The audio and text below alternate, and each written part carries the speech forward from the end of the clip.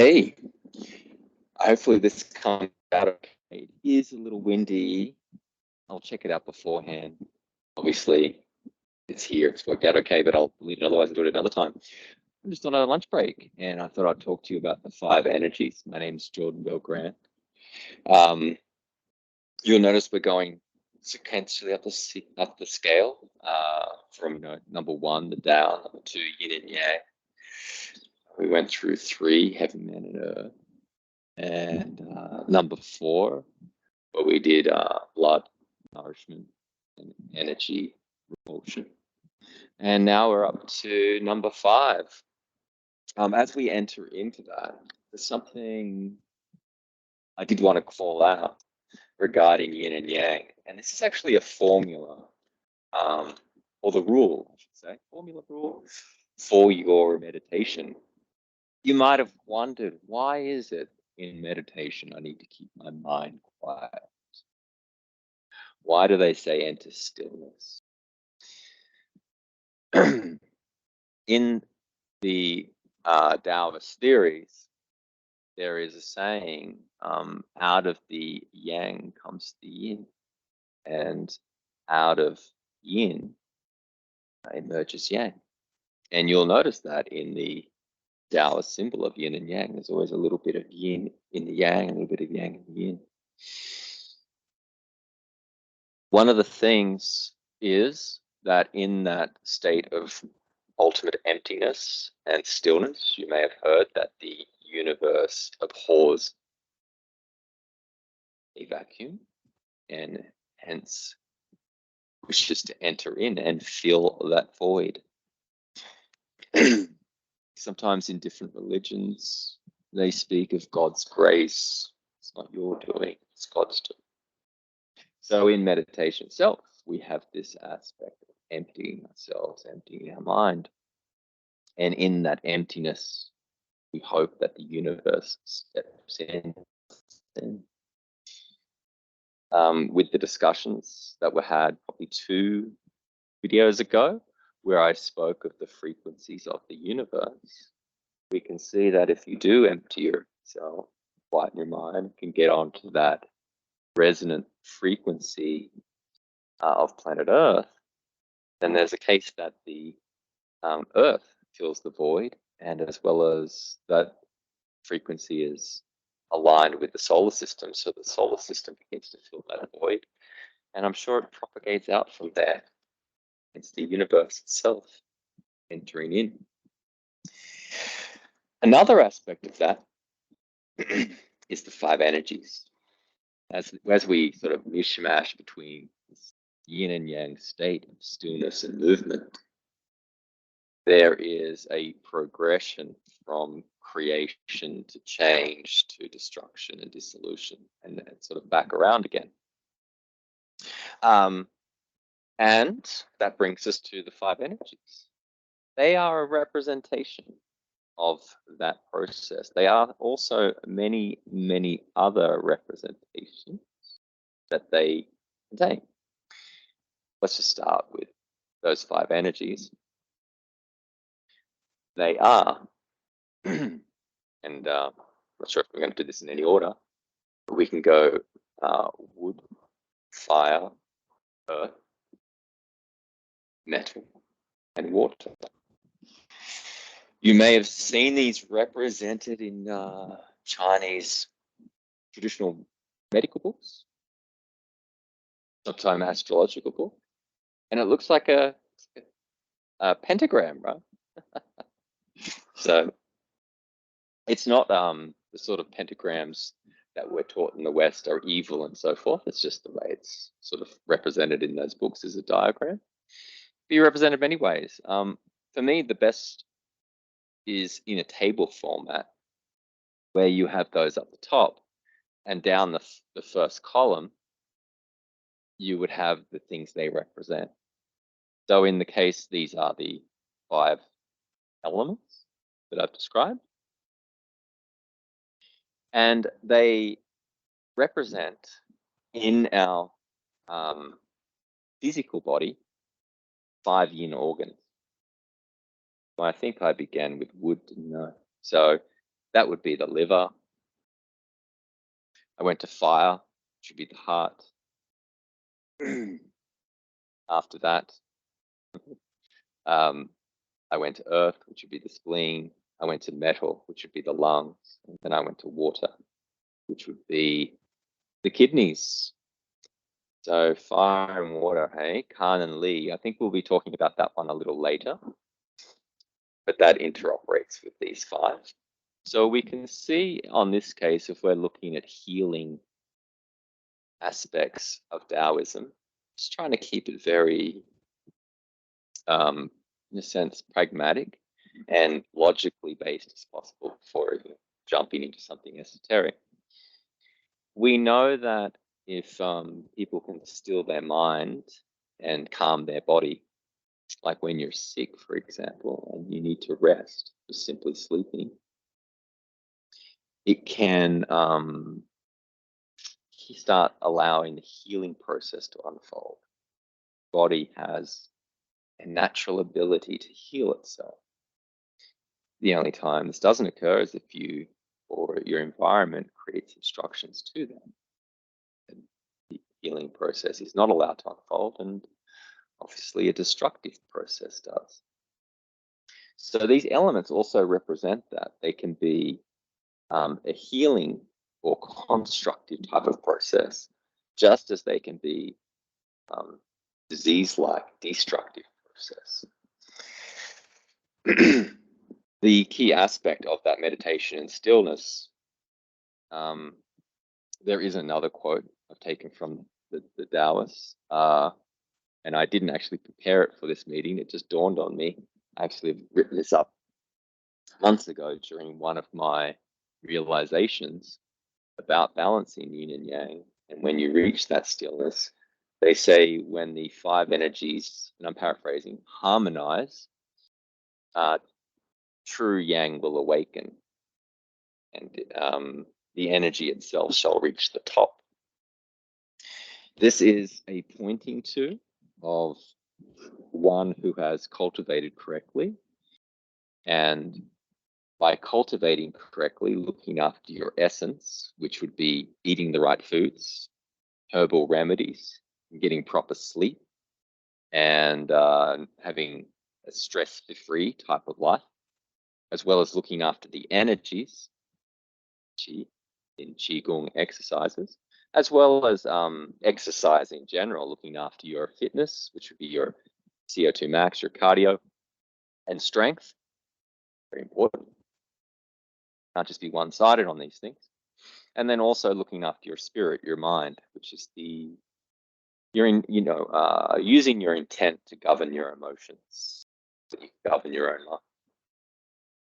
So we can see that by balancing these three treasures, creating a stillness in your meditation, then through that yin, the five yin organs of your body would then harmonize. Through that harmonization, a different type of energy would arise.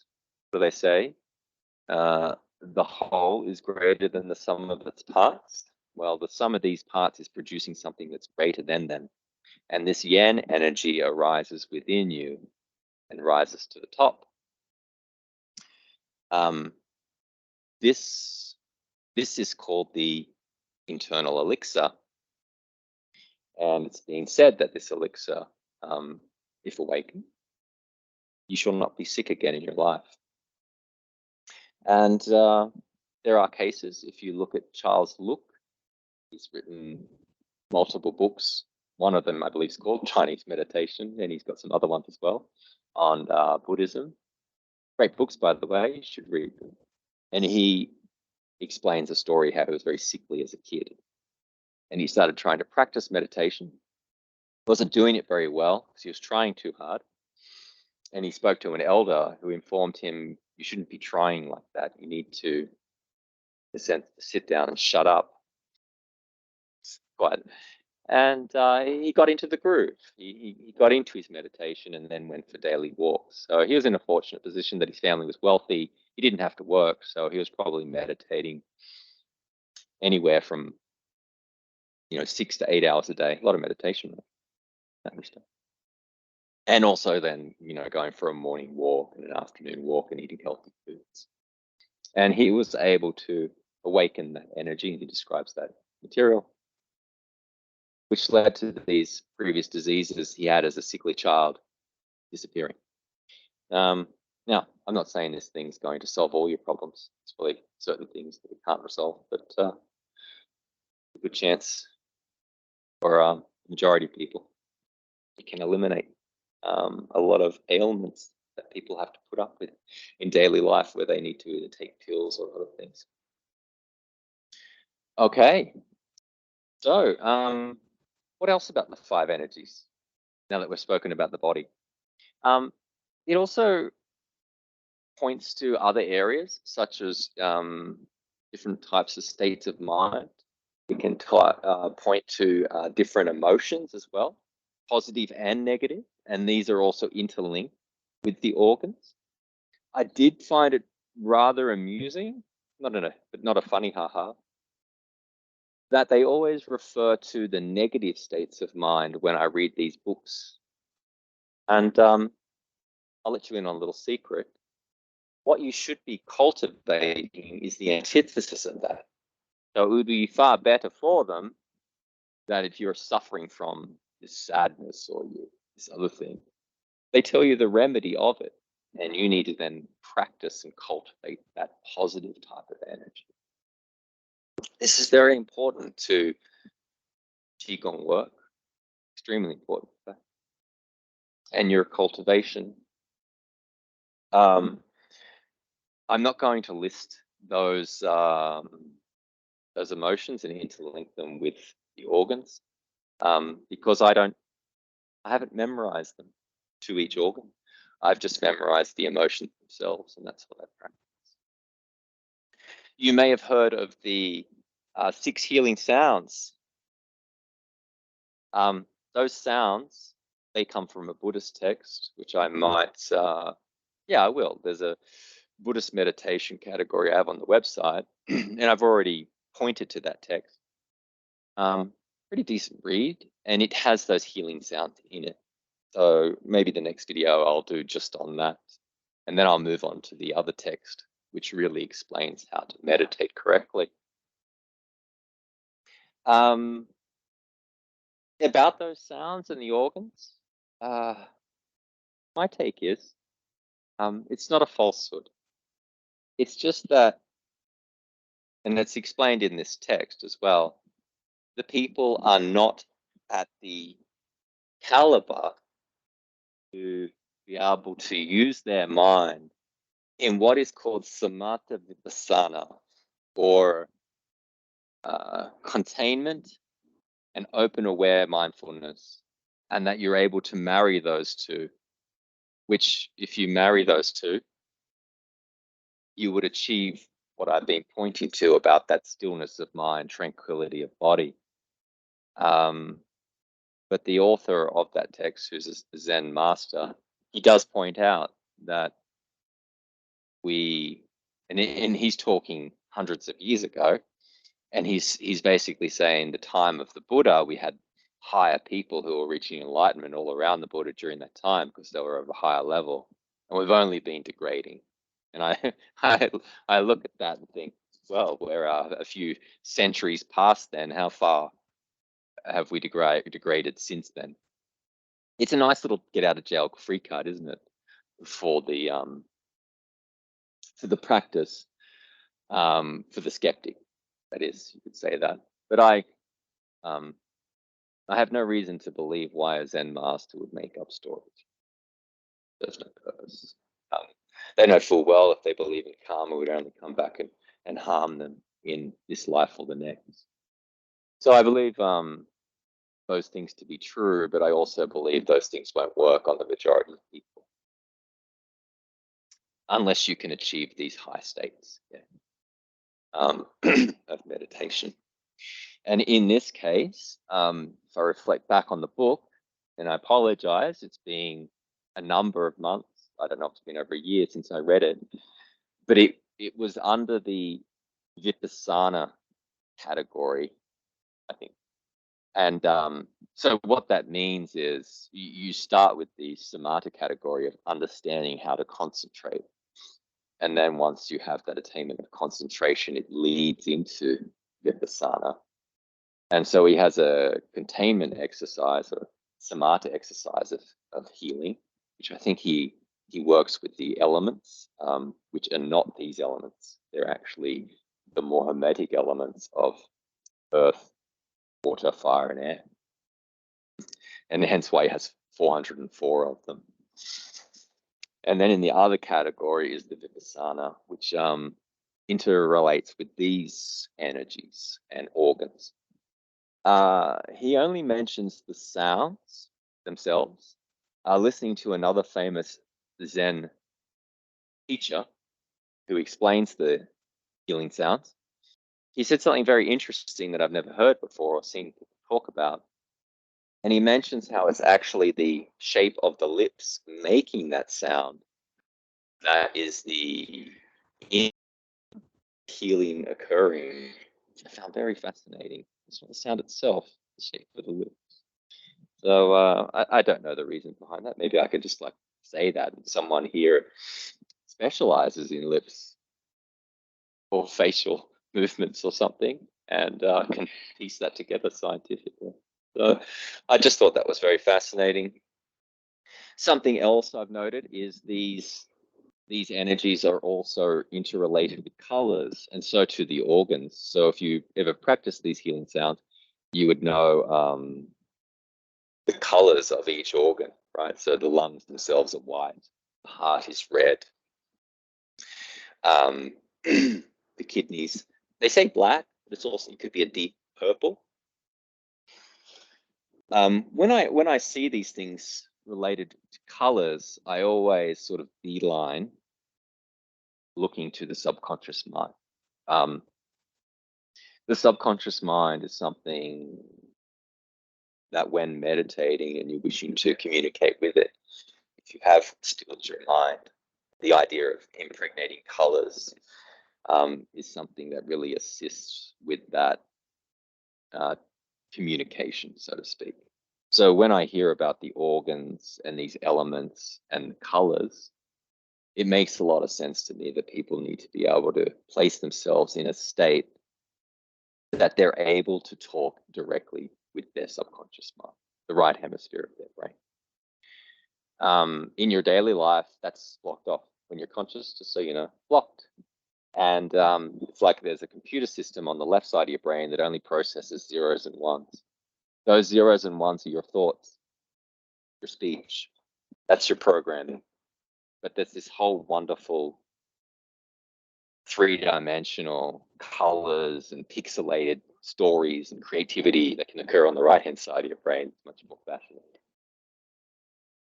Okay, so my take is that these meditations are there to enter in through the right hemisphere and reprogram your body from the inside out using colors, sounds, as well as breath work with the organs themselves. But that's my take.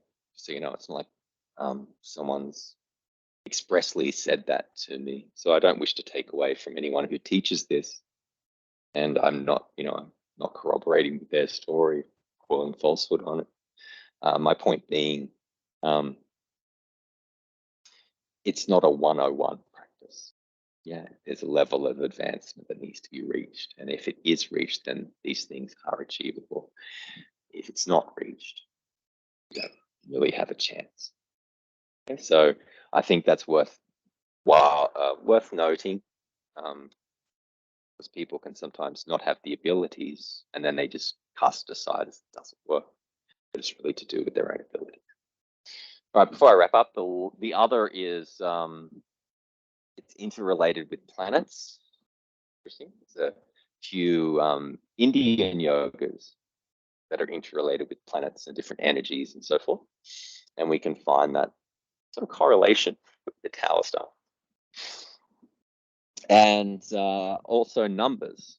And so we can see inside of Taoism, there's a type of numerology and astrology and so forth. And it is all stemming from these five energies. So it's quite interesting, right? We've gone from 1 to 2, 3 to 4, and now we're at 5. And we can see how they say, you know, the 1 becomes 2 and the 2 become the 10. We're at 5 now. And we've got things that I've been talking about, such as organs, such as the subconscious mind, such as sound waves and patternings, planets, numbers. Everything is starting to branch out now and become the 10,000 things. There are more to discuss. I've got 6 and 7 and so forth. So I'll wrap that up here. Thanks for listening. I hope these series are helping you in digesting and understanding the Taoist arts and your practices. And I'll continue to provide practices with these teachings where I can. If you'd like that, please write a comment or questions below, and I'm happy to respond. And things that I have put in the course that I'm happy just to share openly, I'll just do that. But of course, I won't be just putting everything in the open. I don't I don't think that's sort of appropriate, in the sense that when people see it, they will see no value in it, even though it could be one of the most valuable things they have encountered in their life. They'll overlook it. All right. If you are interested in taking the courses, you'll find them on www.wingchunqigong.com. The more people who take the course, the more that I will put up there, so that it keeps progressing until we get to the end. And I hopefully have nothing to teach you. That's the state I want to get to. It's just that I have so much material. So I basically have nothing to hide, because I continually have more things to teach. And everyone has something to learn. So have a great day. And I really hope that it's not too windy and this video worked. And you'll find a subscribe button as well as future videos either side of me. So feel free to like this one and check them out. You have a great day.